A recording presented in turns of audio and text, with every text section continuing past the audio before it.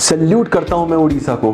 क्या दिया है उड़ीसा ने इस देश को, क्या है उड़ीसा, इस वीडियो में बहुत डिटेल में रिसर्च करके बताई है। हर एक बात ध्यान से देखना, और अगर आप सच्चे, मैं कह रहा हूं उड़िया ही नहीं भारतीय भी हो ना, तो उसको जरूर लोगों तक पहुंचाना, क्योंकि मैं कहता हूं उड़ीसा सबसे ज्यादा अंडररेटेड स्टेट है भारत का। इसकी हिस्ट्री ले लो, प्रेजेंट ले लो या फ्यूचर ले लो, इतना पोटेंशियल भरा हुआ है ना उड़ीसा में कि अगर समझ में आ जाए तो ना देश का कोई इंसान, ना कभी उड़िया अपने आप को एक गरीब राज्य समझेगा।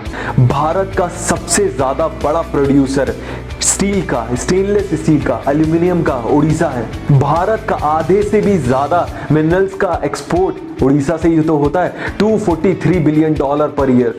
इंडिया $10 बिलियन का आयरन एक्सपोर्ट करता है, और पता है अगेन 50 से ज्यादा % का आयरन कहां से आता है, उड़ीसा से।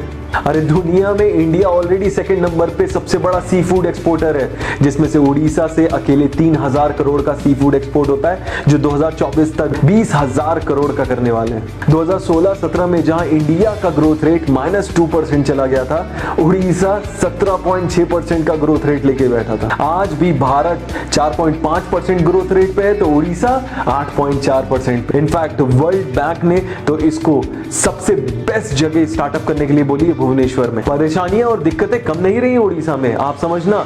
इस वीडियो को एटलीस्ट इंस्पिरेशन की तरह यूज करना, जो इंफॉर्मेशन मैं देने वाला हूं। 1900 सदी से 1900 से आज तक अगर बात करें तो 118 से ज्यादा साइक्लोन आ चुके हैं उड़ीसा में। एक साइक्लोन काफी होता है किसी प्रदेश को बर्बाद तबाह करने के लिए। 2013 में तो मोस्ट बैकवर्ड का टाइटल तक दे दिया गया था। यही नहीं, उड़ीसा का एक भी डिस्ट्रिक्ट टॉप 100 डेवलप्ड डिस्ट्रिक्ट में नहीं आता था। बट इतने सारे चैलेंजेस के बाद भी आज कितनी तेजी से ग्रो कर रहा है, इसको देख लो। इन्वेस्टर्स भी अट्रैक्ट हो रहे हैं, टीसीएस, इन्फोसिस, विप्रो सब आ चुकी हैं उड़ीसा में। यही नहीं, जियो ने ये तक बोला है कि सबसे ज्यादा भारत में जो डेटा का यूजेज है वो उड़ीसा में। मतलब समझ रहे हो डेटा क्यों यूज हो रहा है। ऑफ कोर्स लोग सीखना चाहते हैं, आगे बढ़ना चाहते हैं, भूखे बैठे हैं। उड़ीसा हमेशा से भरा पड़ा था मिनरल से, और ये बात पता चल गई थी हिटलर को, और हिटलर ने अपने जो पीक में था जब, तब भेज भी दिए थे जहाज उड़ीसा को कैप्चर करने के लिए। सोचो इतना पावरफुल था। ऑफ कोर्स हिटलर हार गया और उसकी वजह से जहाज तो आधे रास्ते ही आ पाए थे, लेकिन इतना पोटेंशियल था उड़ीसा में, ये पूरी दुनिया को पता था। एक और इंटरेस्टिंग फैक्ट बताता हूं जो शायद बहुत सारे लोगों को नहीं पता होगा।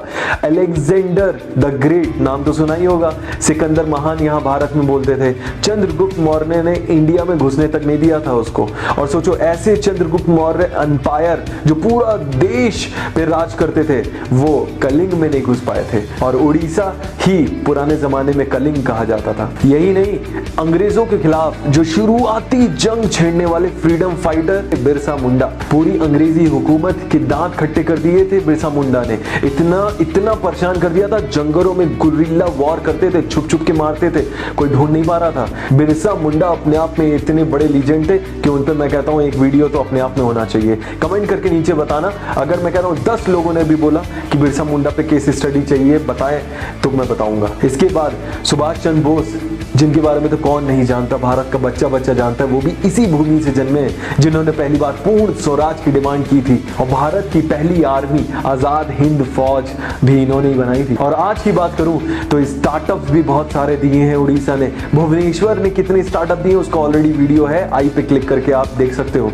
साथ ही साथ एंटरटेनर्स भी इतने सारे दिए, जैसे कि सोना मोहपात्रा, वो गाना सुना ना अंबर सरिया, वो भी इन्होंने ही गाया है। फेमस कॉमेडियन बिस्वा कल्याण रथ और टीवीएफ के राइटर विश्वपति सरकार, ये सारे के सारे उड़ीसा से हैं। आप समझ रहे हो कितना पोटेंशियल है इस प्रदेश में, और आप और हम जानते ही नहीं थे आज तक। जरूरत है अवेयरनेस की, जरूरत है समझने की, जरूरत है। इनफैक्ट इस समय चीपेस्ट लैंड ऑफर किए जा रहे हैं उड़ीसा में। यही नहीं, मैं वहां के सीएम की बड़ी रिस्पेक्ट करता हूं, नवीन पटनायक जी, जो 2000 में इलेक्ट हुए और 2020 आ चुका है और उन्हीं का कार्यकाल चल रहा है। इन्होंने जितने भी रेगुलेटरी डिपार्टमेंट्स होते हैं उसको एक रूफ के अंदर लाकर खड़ा कर दिया, बिजनेस करना आसान बना दिया। भारत का 11% वाटर रिजर्व उड़ीसा में ही है। समझा आपने कितना पोटेंशियल है इस प्रदेश में, और आप और हम जानते भी नहीं इसके बारे में।